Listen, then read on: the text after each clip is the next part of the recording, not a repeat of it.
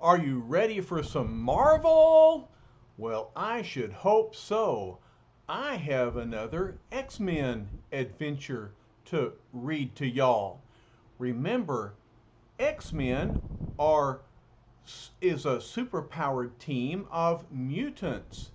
Mutants are people who are born with a secret power, but it doesn't show itself until he or she becomes a teenager. Okay, and so that's why the X-Men are all teenagers. But of course, there are grown-ups who have these mutant powers as well. And we're going to meet a team of mutant villains. Let's look at them. Here we have the X-Men with the return of the dreaded Magneto. Remember that powerful villain with the power of magnetism. He can control metal with his magnetic ability, and he's created a team called the Brotherhood of Evil Mutants.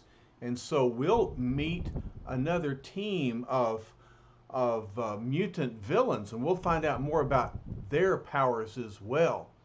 All right, and the editor says X-Men are the most unusual teenagers of all time. Well, looky here at what Papa has. I've got a little figure of a Professor X. He is the teacher of the X-Men, and so he'll be watching along here as I tell this story. All right, you ready to go? Let's find out what happens. All right, well, we're looking at a site which few Homo sapiens, that's us normal human beings, we've never been privileged to witness the awesome Danger Room, where Professor Xavier trains his Homo superior mutant students. Remember, Homo superior is another word for the mutant race.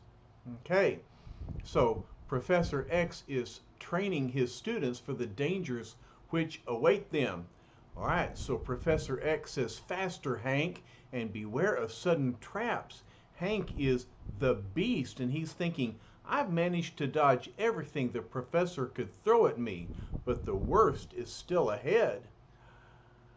Cyclops says, the test has lasted 50 seconds so far. How much more can Hank McCoy take?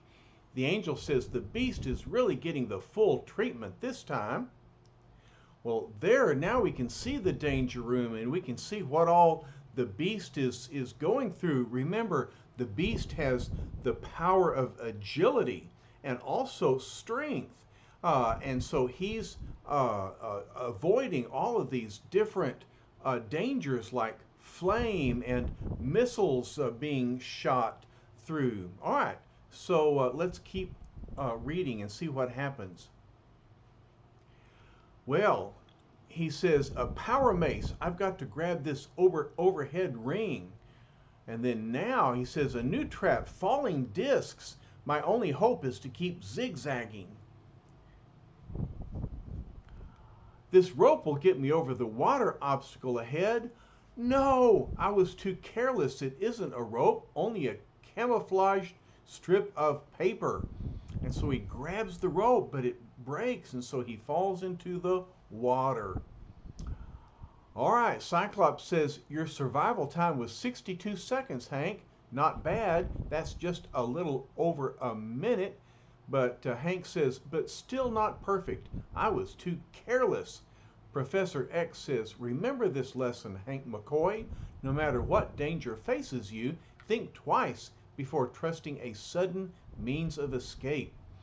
The Danger Room is kind of like a large gymnasium. Conrad and Lucy, do y'all remember when Mimi used to take you to the gym? Okay, well, this is like that, only a lot more dangerous, right? Okay, Professor X says, Bobby Drake, take your place at the other end of the Danger Room. Yes, sir, Professor, I've been practicing all week. This time I'm sure to get a perfect rating. Remember, Bobby Drake is the Iceman, and he can turn his body into ice and shoot ice at his opponents. So He starts off with a slide, and he's sliding his way around the room. He says, no matter what you throw at me, your boy the Iceman will whip up an icy defense in jig time, like this little instant freeze roller coaster. Whee! But Professor X says, I've warned you against overconfidence, Bobby. Whatever you can create out of ice can be shattered like this. And so here comes this great square of steel that is broken through his ice slide. And so Iceman says, holy cow, where'd that come from? Professor X says, don't waste time wondering. That's a red hot cauldron below you. Protect yourself. Oh my. He says, only one chance if I can do it in time. So he creates an icy pole vault, and he pole vaults over the hot cauldron.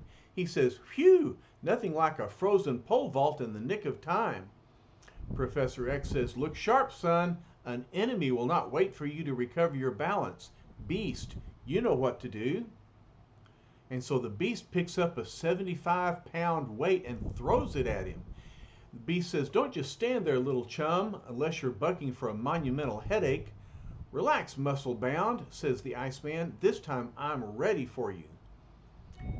And so he creates an ice slide. In a split second, the Iceman creates a small, smooth slide which catches the huge weight and sends it careening back toward the fast-moving Beast. Bobby says, I may be the youngest X-Man, but nobody catches me off guard. Beast says, don't waste time with epigrams, Bobby. Your test isn't over yet. No sooner than Hank McCoy uttered those words than a sudden blast of steam strikes the unsuspecting Iceman from the wall behind him. Hey, my icy protective coating is melting away. And so Iceman is defeated. Bobby says, looks like I really blew it that time, sir. Professor X says, too bad, son, but you must remember never to consider a mission completed until you have thoroughly checked every possible source of danger. Well, here comes the Angel, and he swoops down and picks Bobby up. Angel says, don't cry in your Ovaltine, Junior. I'll hang you up to dry while we adults continue with the tests. Bobby says, Lego, knock it off, you conceited flying freak. The Angel says, the Angel may be conceited, small fry, but you got to admit, I've got something to be conceited about. So he hangs Bobby up on one of the hooks, and Bobby says, boy, one of these days. So Angel says, I'm ready now, Professor. But Professor X says, wait your turn, Angel. Marvel Girl, lower Bobby to the floor via telekinesis, gently. Yes, sir. And look, Lucy, can you see that Marvel Girl has her mental telekinesis powers, and she's moving Bobby down to the floor gently, because that's what she does with her mind. All right, Professor X says, well done, Gene. And now that was not your test. This is raise the lid of that box carefully and remove what is inside. You may proceed. Well, that sounds pretty simple. Professor X says, excellent, Gene. You have learned to focus your telekinetic power so accurately that you did not jar the box itself. And now, and as she lifts what's inside the box, Marvel Girl says, oh, Professor, it's a birthday cake. Yes, my dear, a little surprise for you all from your proud taskmaster. It has been exactly 1 year since our class began, and I felt the date should be celebrated. So yum, they sit down and have some cake. Bobby said, humph, if this had happened during my test, the cake would have exploded when I touched it. Angel says, maybe you don't live right, Junior. And look, the Cyclops is using his I-beam to cut pieces of cake, so he's been able to fine-tune his power. Cyclops says, here, Gene, allow me to cut you a piece of cake in my own way. Marvel Girl says, why, thank you, Cyclops, but that's a bit like using an elephant gun to kill a housefly. But now we leave Professor X's school for gifted youngsters and turn our attention to another group of mutants who are also seated at a table. But what a world of difference we shall find between these two superhuman groups. And so here we have the Brotherhood of Evil Mutants. Here's the Toad, here's Quicksilver, the Scarlet Witch, and Mastermind. Let's find out who they are and what they can do. All right, so Toad is eating rather sloppily, and Quicksilver says, "Toad, must you chomp your food like that? My sister happens to be at the table, you obnoxious fool." Scarlet Witch says, "It's all right, Pietro. Don't get into another fight on my account." Mastermind says, "If the Toad is annoying the most lovely Scarlet Witch, I'll put a stop to that." And so the Mastermind has the ability to create illusions, so he can make other people imagine things that really aren't there, but sometimes are quite frightening. And so he creates the illusion that the Toad is a pig. He says, if you have the manners of a pig, you might as well have the appearance of one also. Toad says, "Your little tricks don't bother me, Mastermind. Remember, I know they're only hypnotic illusions." Scarlet Witch said, "I've had enough. I find your illusions as repulsive as the Toad's table manners." Mastermind says, "Ha, you're spunky, my little witch. I like that in a female. Someday I may even decide that you would be a worthy mate for Mastermind." That didn't sound like a good prospect. Scarlet Witch points her finger and says, "How dare you speak to me that way? I'd sooner die than marry you." And her brother Pietro says, "Wanda, don't point your finger at him. You know that always causes a disaster to occur." Sure enough, a pitcher turns over, and Wanda says, "Do not concern yourself, Pietro. I would not waste more than a trifle of my power on such as him." Mastermind says, "So, you try to make a laughingstock out of Mastermind, do you? You'll live to regret this, my fine sorceress." And then he says, "I'll now create an illusion so realistic that it will drive you to the point of raving madness." Scarlet Witch says, "Quicksilver, to my side." And here comes Quicksilver. His power is super speed. He says, "I've warned you never to threaten my sister." And so in his speed, he rushes over to Mastermind and punches him as he's moving swiftly. Quicksilver says, "The Scarlet Witch and I remain here to serve the leader, not to be taunted by a black-hearted fiend like you." Wanda says, "Careful, Pietro. See how his eyes are blazing with hatred."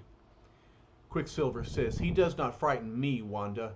I'll pit my speed against his power of creating illusions anytime." Mastermind says, "You have gone too far, Quicksilver. I shall destroy you as easily as I might destroy a mere Homo sapien." Toad says, "Do it, ha ha ha, do it. Destroy each other. Then when the leader returns, there will be only the two of us, and we will rule the world together."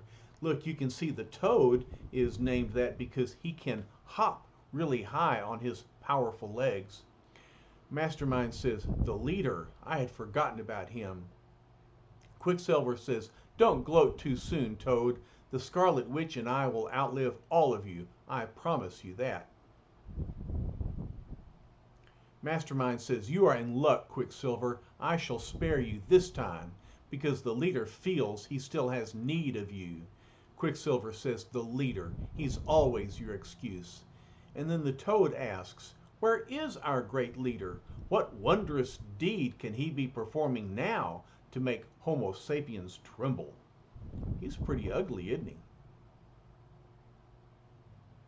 As though in answer to the Toad's query, we once again change our scene, this time to the office of a large shipping line. And two men are speaking. One says, Have we received all the bids yet for that old ex-convoy freighters with the cannons on her deck? The other man says, yes, sir. The bids may be open now. They are all here. At that moment, a tall, awesome-looking costumed figure enters the room, the imposing figure of Magneto, the most powerful of all the evil mutants. One man says, what is the meaning of this interruption? Oh, it's Magneto. Magneto says, I shall spare you the need of opening those bids. The freighter shall be mine. Then he says, a simple band of magnetic force will keep you inside this room until I have completed my task. One fellow says, sir, who is he? What is this power he has? The other one remembers, Magneto defied mankind before, but we were saved then by the X-Men. And of course, we remember that story, don't we? That was the first X-Men story that we read. Seconds later, Magneto approaches the ship. He says, this vessel will suit my purposes perfectly.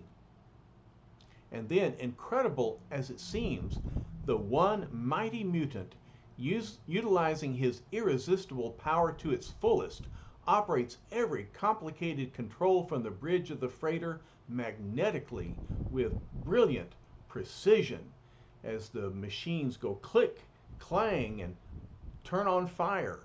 And he's set to go. A short time later, on a routine long-range test flight, the sharp-eyed Angel sees the armed vessel cruising below. See, here's the Angel flying in the air, and he looks down and he sees the ship. He says, that ship seems deserted, and yet it's moving at top speed. It's an old vintage freighter. Might be a target ship operated by remote control. So he swoops down closer to get a view.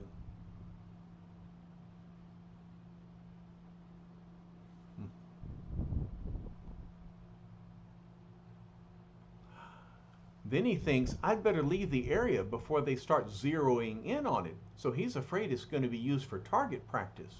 And so he flies away, not knowing that Magneto is on board. And Magneto says something just flew by, but no sound of engines. Must have been a seagull. So neither one sees the other. Thus the two colorful mutants come within yards of each other, though neither one suspects the presence of the other. And then a few hours later, back at the study of Professor X, he swoops into the room through an open window, and he says, you may applaud if you wish, Jean. I'm back. Jean says, well, if it isn't little Mr. Modest. Professor X says, I'll be ready for your progress report in a moment, Angel. But in the meantime, Professor X is studying something. Minutes later, the Angel gives his report about the ship.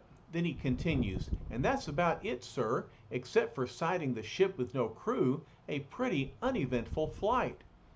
Professor X says, an unmanned ship propelled by remote control.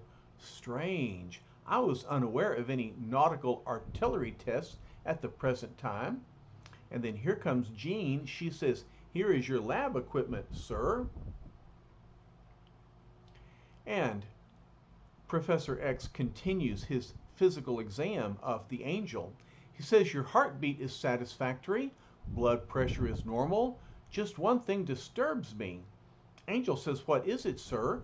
Something wrong with my tests? I feel perfectly well. But Professor X says, no, it is not you, Warren. It is that freighter. I seem to sense something wrong, something strangely ominous about it.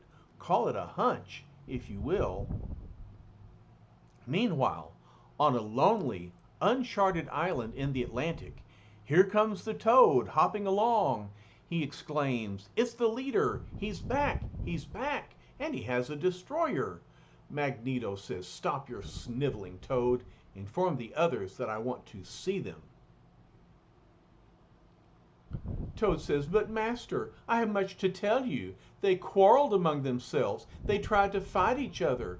I stopped them myself because the toad is loyal to you. You'll find out that the toad is a tattletale. Magneto says, Mastermind, is what he tells me true? Mastermind says, oh, I wouldn't call it a fight, Magneto, merely a difference of opinion. Toad says, don't believe him, Master. I was here. I heard them. He tried to harm the Scarlet Witch. Mastermind says, you loathsome gargoyle, I'll get you for this. And then Magneto grabs him by the collar. He says, what? You dare say that in my presence? Have you forgotten that our personal feelings are nothing? It is the plan that is all important. Magneto then walks into another room and says, Quicksilver, Witch, I want to speak to you. Quicksilver says, look, Magneto, you don't scare us. I'm taking my sister away from here. Magneto says, no, you cannot leave. Have you forgotten? You, most of all, what you owe me. Wanda says, he is right, Pietro. I must remain and serve him until my debt is repaid. Pietro says, then I too shall stay, Wanda, to watch over you. So now we look back in the past, and Magneto says, have you forgotten that day, not long ago, when I first came to your village in the heart of Europe? Have you forgotten how the superstitious villagers called you a witch because of your mutant power? They're pointing at her while there's a house on fire. One of them says, we know you. You have the evil eye. She says, no, no, please. Another fellow says, she is a scarlet witch. Her power must be destroyed. Magneto continues, it was I who saved you, keeping the maddened crowd back by means of my magnetic power. You must never forget that. Never. Magneto says, come no further, Homo sapiens.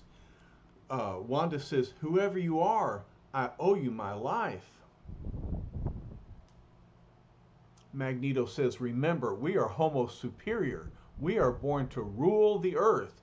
The humans must be our slaves. They are our natural enemies. And together, our superhuman powers, we can conquer them all. Pietro says, I'm still not sold, Magneto, but as long as my sister stays here, I'll go along with you. I have no love for the humans either. Why should we love the Homo sapiens? They hate us, fear us because of our superior power. That is why we hide on this fortified island, waiting for the time to strike, to take control of Earth from them. And now that we have our ship, we shall launch our first attack. The 5 of us, alone and unaided, shall conquer an entire nation as a test of our supreme power. Days later, many miles away on the mainland, Professor X is reading the newspaper. It says the tiny republic of Santo Marco is shelled by mystery naval craft. And Professor X says, incredible, one lone freighter attacking an entire South American nation. Who would dare? Who, except for the ones in hiding, the evil mutants?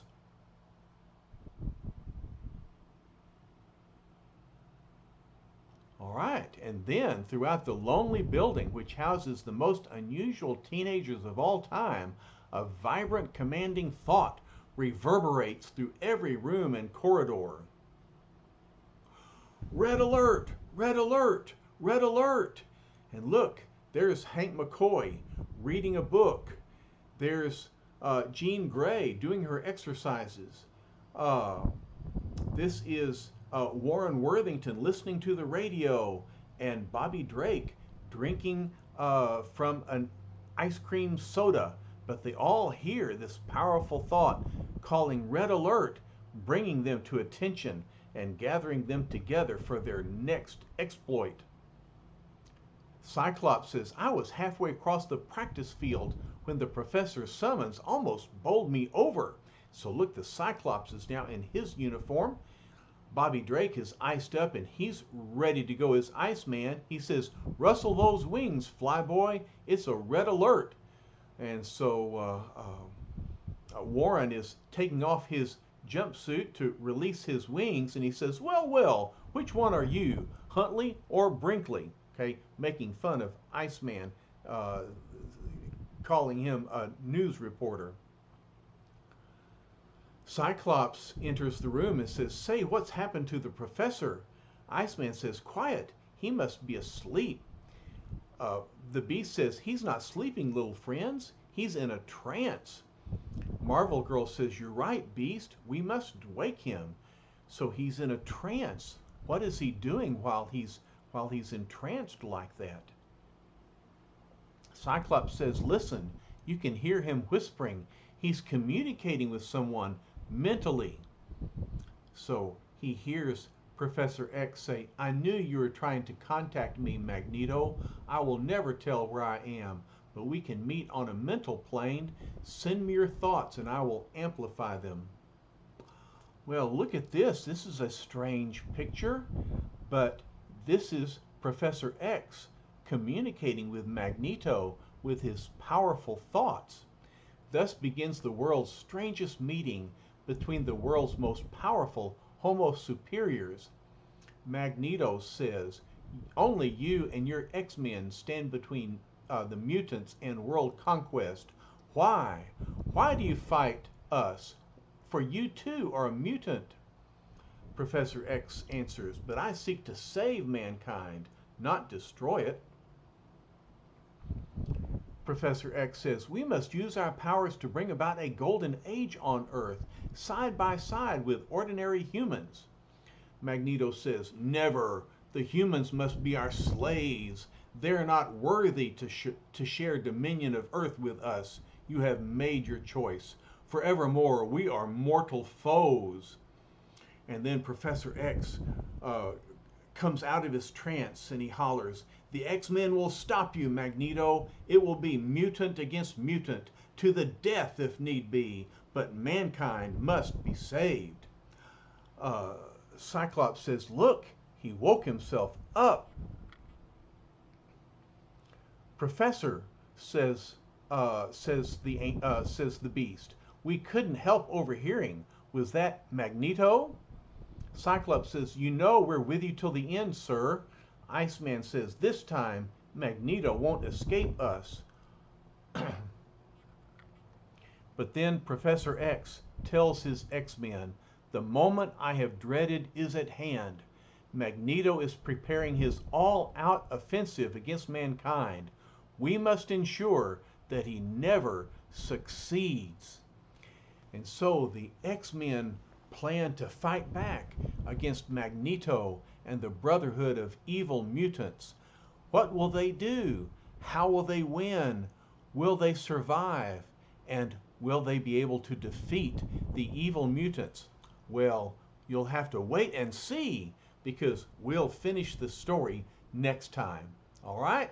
Well, I love y'all a lot. I hope you're enjoying this story about the X-Men. Bye-bye for now.